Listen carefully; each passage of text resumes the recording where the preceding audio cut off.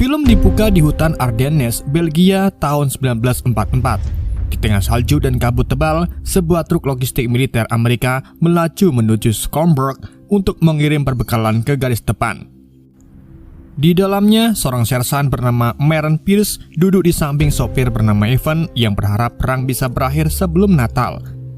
Tak lama kemudian, truk mereka gersuk dan mogok. Saat seluruh prajurit bersiap turun membantu, Pierce tiba-tiba meminta semua orang diam karena mendengar suara kendaraan dari balik kabut. Dan benar saja, kendaraan lapis baja Jerman tiba-tiba muncul di depan mereka. Tanpa memberi kesempatan sedikit pun, pasukan Nazi pun langsung menghujani truk itu dengan tembakan hingga seluruh prajurit Amerika tewas. Setelah itu, seorang perwira Nazi turun memeriksa truk dan memerintahkan anak buahnya mengangkut seluruh perbekalan. Namun di saat mereka lengah, Pierce yang ternyata masih hidup sempat bangkit dan menembak salah satu tentara Jerman sebelum akhirnya ia ditembak lagi. Setelah itu pasukan Nazi pun pergi meninggalkan lokasi. Scene kemudian berpindah ke masa setelah perang. Seorang kolonel angkatan darat bernama John Castle datang mengunjungi rumah Nyonya Caldwell untuk mengurus tunjangan pensiun yang selama bertahun-tahun belum pernah dibayarkan oleh Galvin Industry. Awalnya Nyonya Caldwell menolak berbicara karena sudah kehilangan kepercayaan kepada perusahaan tersebut. Namun ia berubah pikiran ketika melihat lambang di seragam Castle. Ternyata Castle pernah bertugas di Divisi Infanteri ke-99, Batalion Insinyur ke-324, unit yang bertempur dalam Battle of the Bulge, tempat putranya juga gugur. Ia pun akhirnya mempersilahkan Castle untuk masuk. Di tengah obrolan, Nyonya Caldwell mengungkapkan bahwa selama bertahun-tahun perusahaan Galvin terus menolak membayar haknya. Castle kemudian menegaskan bahwa dirinya mengetahui semua yang dialami wanita itu secara langsung, dan itulah yang membuatnya ingin membantu. Setelah disuguhkan kopi, Castle pun menuangkan sedikit arak ke dalam cangkir kopinya. Aroma minuman itu pun seolah membawanya kembali mengingat masa-masa paling kelam dalam hidupnya, dan cerita pun kembali mundur ke medan perang. Di tengah hamparan salju Krinkelk, Belgia, Kapten Castle menghampiri anak buahnya yang bernama Cas. Castle berusaha menghentikannya ikut bertempur karena 3 jarinya patah dan mintanya beristirahat. Tetapi Cas tetap mengotot ingin ikut menjalankan misinya. Tak lama kemudian, Kolonel Nell mengumpulkan Kompi Charlie di tenda komando. Ia menjelaskan bahwa Kompi A dan Kompi B sudah kewalahan menahan serangan Jerman. Karena itulah Kompi Charlie mendapat tugas memblokir sebuah jalan strategis di antara Lanzerat dan Elsenborn sebelum pasukan Panzer berhasil melewatinya. Jika jalan itu tidak segera ditutup, pasukan Panzer akan datang mudah mencapai depot bahan bakar sekutu yang membuat misi ini semakin berbahaya. Jalan tersebut akan dilalui oleh divisi Panzer SS ke-1, unit elit sekaligus mantan pengawal pribadi Hitler yang dikenal memiliki tato khusus di bawah ketiak sebagai tanda pengenal. Karena itulah Castle diperintahkan menghancurkan jalur tersebut sekaligus menghabisi mereka bila mendapatkan kesempatan.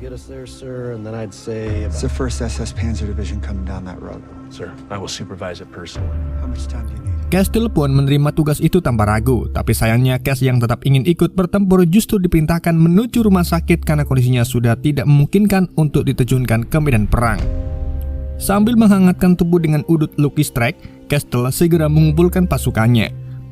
Murphy pun diberi tugas membawa sekitar 100 pon bahan peledak TNT dengan truk militer.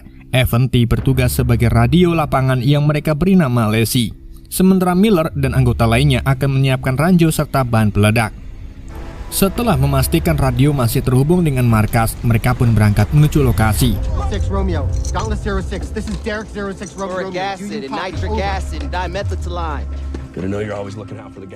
Sayangnya di tengah perjalanan, truk mereka mogok. Akhirnya karena tidak punya pilihan lain, Castle pun memutuskan mereka harus melanjutkan perjalanan dengan berjalan kaki sambil memikul seluruh perlengkapan peledak. Setibanya di lokasi, mereka pun langsung membagi tugas. Ramirez membantangkan kabel peledak, Murphy menyiapkan TNT, sementara Castle memilih beberapa pohon besar yang akan dijatuhkan untuk memblokir jalan. Namun baru beberapa saat bekerja, sebuah tembakan mengagetkan mereka dan membuat Murphy tewas.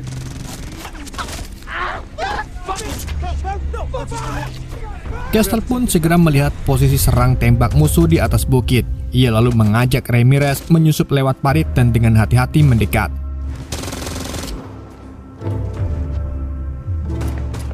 Begitu jaraknya cukup dekat, ia memberi aba-aba lalu melemparkan granat ke dalam sarang tembak itu hingga tembakan musuh berhenti.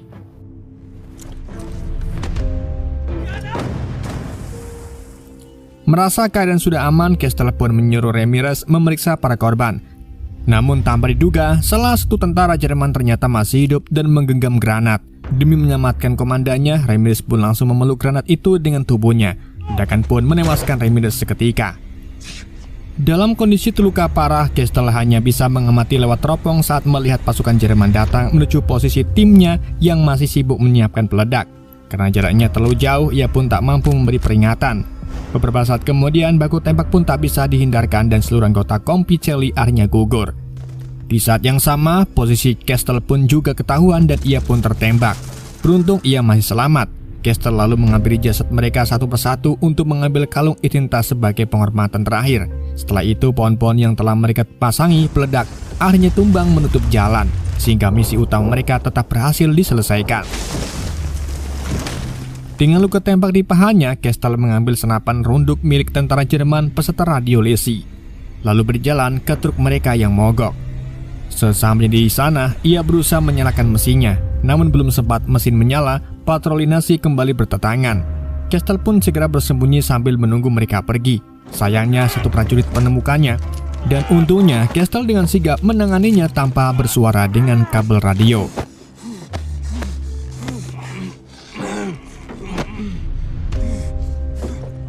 Setelah keadaan benar-benar aman, barulah ia menghubungi markas melalui radio dan melaporkan bahwa jalan berhasil diblokir. Ia juga menyampaikan 5 anak buahnya gugur dan kini hanya dirinya saja yang masih bertahan hidup meski terluka parah. Kestel kemudian mengirimkan koordinat posisinya sambil minta bantuan secepat mungkin. Sayangnya, markas memberitahu bahwa baku tembak di sepanjang jalur masih terjadi sehingga mereka mustahil mengirim bantuan. Kini, satu-satunya harapan Kestel hanyalah radio lesi yang baterainya masih tersisa. Mau tak mau, ia pun memanggil radio itu dan memulai perjalanan seorang diri menuju titik pertemuan yang masih berjarak 30 km menembus salju, kabut, dan hutan yang dikuasai oleh pasukan Jerman.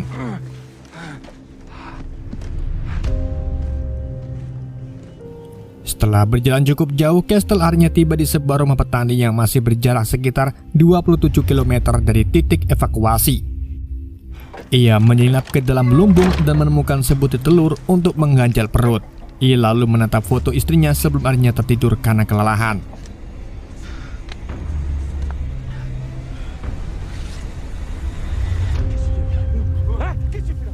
Keesokan paginya, Kestel terbangun saat seorang petani Belgia menodongkan senapan ke arahnya. Tapi setelah tahu Kestel seorang orang Amerika, keluarga itu pun memilih untuk menolongnya.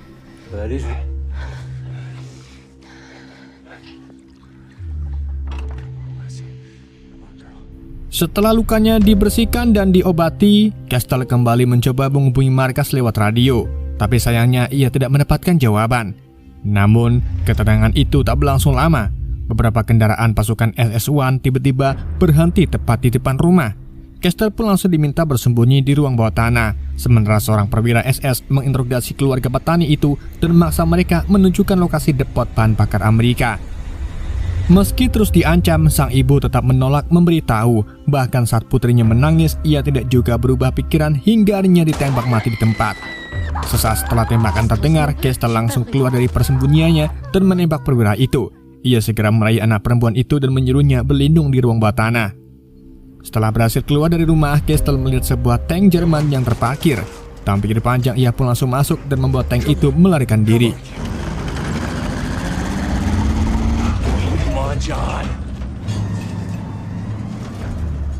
Di tengah jalan, seekor anjing menghadangnya hingga akhirnya Kestel pun merefleks banting setir ke kiri dan tank itu pun justru terjun ke dalam jurang.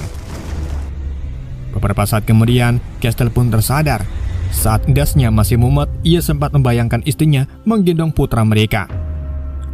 Meski pintu tank sempat macet, Kestel terus mendorongnya sekuat tenaga hingga akhirnya berhasil keluar dan mendapati anjing yang tadi menghalangi jalannya berdiri memperhatikannya. Setelah itu, Kestel kembali ke rumah petani yang telah hancur untuk mencari anak perempuan tadi. Syukurlah gadis kecil itu masih selamat. Kestel menenangkannya dan meninggalkan pistol miliknya sebagai alat pelindungan. Setelah itu, ia pun memilih untuk pergi dari tempat tersebut. Sepanjang perjalanan, Kestel melihat tank-tank Nazi mulai menguasai wilayah itu sehingga ruang geraknya semakin sempit. Kestel lalu melaporkan posisinya melalui radio, namun markas memberitahu bahwa seluruh wilayah telah dikuasai pasukan Jerman sehingga mereka belum bisa menjangkaunya. Ia pun diminta terus bergerak ke arah utara. Dan sayangnya, di titik evakuasi masih berjarak sekitar 19 km lagi.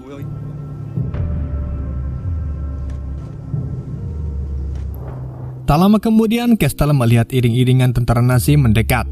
Ia pun segera menjatuhkan diri di antara tumpukan jasad tentara dan berpura-pura menjadi mayat.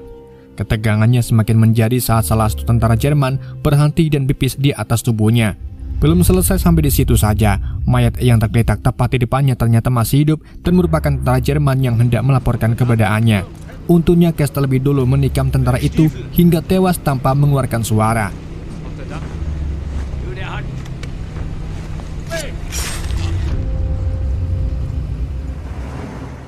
Setelah patroli musuh benar-benar pergi, barulah ia bangkit dan kembali melanjutkan perjalanan.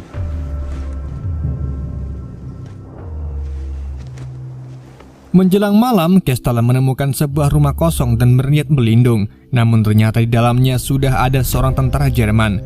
Kestel pun langsung menyerangnya dan berhasil membunuhnya dalam pertarungan jarak dekat.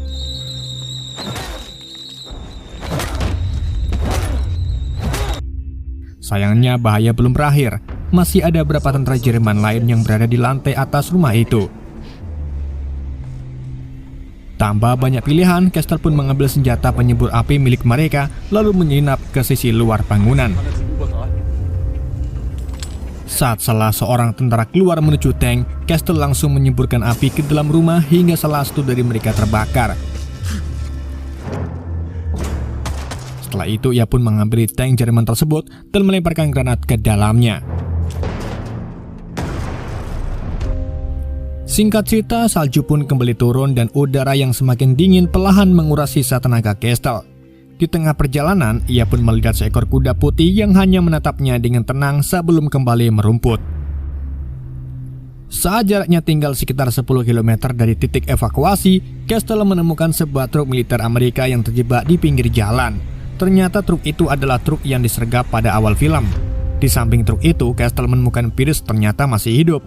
Pierce pun menjelaskan bahwa mesin truk masih bisa digunakan, hanya rodanya yang terjebak. Kestel pun segera memasang winch ke sebuah pohon untuk menarik kendaraan itu keluar. Kestel juga berjanji akan membawanya pulang sambil terus mengajak Pierce berbicara agar ia tetap sadar.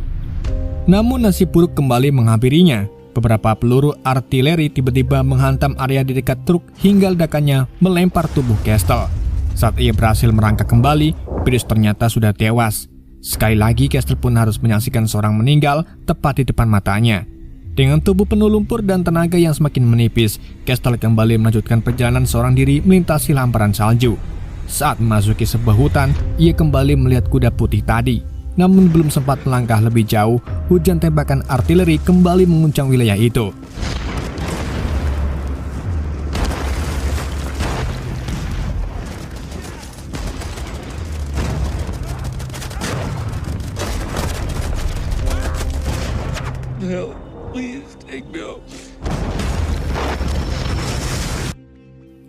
Setelah hujan tembakan berakhir, Kestel mendengar suara rantai dan gonggongan seekor anjing dari kejauhan. Tak lama kemudian seorang datang memanggil anjing itu dan menghampirinya. Pria tersebut mengaku sebagai Sersan Bellingham, seorang tentara Amerika. Bellingham membantu Kestel berdiri dan menawarkan diri membawa radio lesi.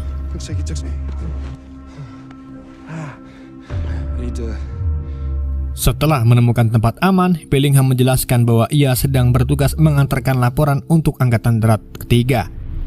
Ia juga mengaku hanya memahami jalur komunikasi tingkat batalion, sementara frekuensi prioritas berada di luar wewenangnya. Di tengah suasana dingin itu, keduanya akhirnya beristirahat sejenak lagi. Kestel membagikan sebatang rokok Lucky Strike kepada Bellingham. Sambil merokok, mereka mulai membahas perang. Awalnya Kestel menghina tentara Jerman. Namun menurut Bellingham, Jerman pernah menjadi negara yang kuat dengan ekonomi yang maju, bahkan pernah menjadi tuan rumah Olimpiade. Meski begitu, ia tetap menganggap Hitler sebagai seorang monster. Tak lama kemudian radio lesi kembali menangkap sinyal dari markas. Dari informasi yang diterimanya, Castle memperkirakan posisi mereka kini berada di selatan Hittenberg. Ia segera melaporkan keberadaannya bersama Sersan Bellingham, lalu minta petunjuk mengenai tujuan berikutnya. I think we're on the south side. Deliver maps to the 99th HQ. Did you say we? Are you with somebody? Over. Copy. Sambil menunggu balasan, keduanya pun mulai saling mengenal. Bellingham mengaku berasal dari Milwaukee dan lebih menyukai football dibanding baseball. Tak lama kemudian, Bellingham berpamitan sebentar untuk buang air kecil. Di saat itulah Castle memperhatikan tegesan puntung rokok Lucky Strike milik pria itu. Sekilas memang terlihat biasa, tetapi ada sesuatu yang membuatnya mulai merasa curiga. Beberapa saat kemudian, radio Lacey kembali menangkap sinyal. Markas mengirimkan sebuah kode rahasia dan Castle segera mencatat kode tersebut. Ia lalu memperlihatkannya kepada Bellingham untuk memastikan identitasnya. Namun Bellingham hanya menatap kode itu tanpa memahami artinya. Saat itulah Castle menjelaskan kode tersebut merupakan SOI atau Signal Operation Instruction, sandi dasar yang seharusnya sudah dipahami oleh setiap kurir militer Amerika. Castle juga mengungkapkan kejanggalan tegasan rokok Lucky Strike yang menurutnya sangat fatal. Bellingham langsung menghisapnya begitu saja tanpa lebih dulu membakar bagian mereknya. Padahal itu sudah menjadi kebiasaan para tentara Amerika agar cahaya bara rokok tidak mudah terlihat musuh saat malam hari. Dua kejanggalan itu pun akhirnya membuat Castle yakin pria yang berdiri di hadapannya bukanlah tentara Amerika, melainkan anggota SS yang sedang menyamar. Baku tembak pun terjadi.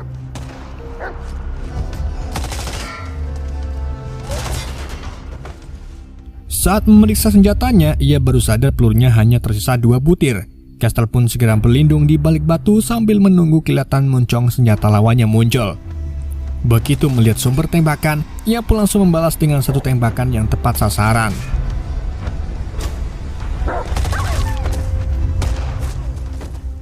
Beberapa saat kemudian, radio Lacey kembali menangkap sinyal.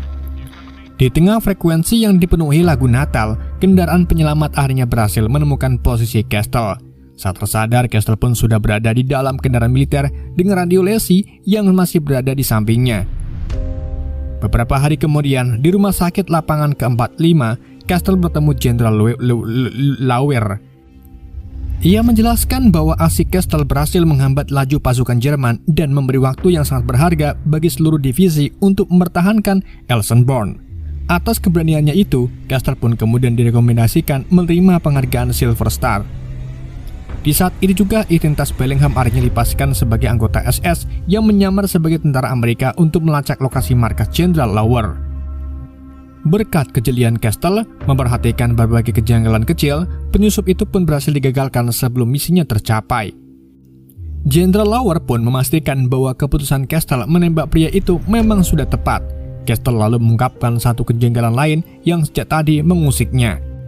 Cara Bellingham menyalakan Lucky Strike ternyata berbeda dengan kebiasaan tentara Amerika. Tapi meski berhasil mengagalkan penyusup tersebut, Castle sama sekali tidak merasa pantas menerima penghargaan Silver Star. Hal ini karena kenyataannya seluruh anak buahnya gugur dalam misi itu. Namun Jenderal Lauer mencoba mengubah cara pandangnya. Menurutnya, di medan perang seorang komandan memang tidak akan pernah bisa menyelamatkan semua prajuritnya. Yang terpenting adalah memastikan masih ada keluarga yang bisa berkumpul kembali setelah perang usai, sehingga setiap pengorbanan mereka tidak akan menjadi sia-sia. All my men are dead. Your job is not to keep your men alive. You take your no thanks and you get... Beberapa waktu kemudian, Castle mulai menulis surat belangsungkawa kepada keluarga seluruh anak buahnya, sambil menggenggam satu persatu doktak milik mereka. Di luar markas, pasukan lain sudah kembali bersiap menuju pertempuran berikutnya. Di tengah suasana itu, Cass menghampiri Castle. Meski dirinya juga terluka dan akan dipulangkan ke rumah sakit, Cass tetap menyempatkan diri memberi semangat kepada Castle. Film kemudian kembali ke masa sekarang, saat Castle masih berada di rumah Nyonya Catwall. Di sana ia menunjukkan betapa besar rasa hormatnya kepada putra Nyonya Catwall. Bahkan Castle masih mengingat dengan jelas identitas militer dan jasa putranya selama bertugas di Battle of the Bulge. Tak lama kemudian, Castle pun menyerahkan cek senilai $9.000 yang akhirnya berhasil ia perjuangkan. Nyonya Catwall pun tak kuasa menahan haru karena setelah bertahun-tahun memperjuangkan dana pensiun keluarganya. Dan untuk pertama kalinya, hak itu pun benar diberikan. Belakangan terungkaplah bahwa Castle lah yang memaksa Kelvin Industries memenuhi kewajibannya. Setelah menjadi pemasok radio militer Angkatan Darat Amerika, ia menggunakan posisinya untuk menekan perusahaan-perusahaan tersebut dengan ancaman memindahkan seluruh kontrak mereka bila hak Nyonya Catwell tetap diabaikan. Di tengah perbincangan itu, Nyonya Catwell memandangi foto putranya yang ternyata adalah Sersan Maran Pierce, prajurit yang gugur dalam Battle of the Bulge. Tak lama kemudian, Castle pun berpamitan dan meninggalkan rumah Nyonya Catwell. Setibanya di rumah, ia menemui kedua anaknya, lalu berjanji akan menghabiskan waktu bersamanya keesokan harinya. Setelah memastikan putranya tertidur dengan tenang, Castle mematikan lampu kamar dan terdiam beberapa saat memandangi radio Motorola SCR-300 yang menyelamatkan hidupnya, dan film pun berakhir.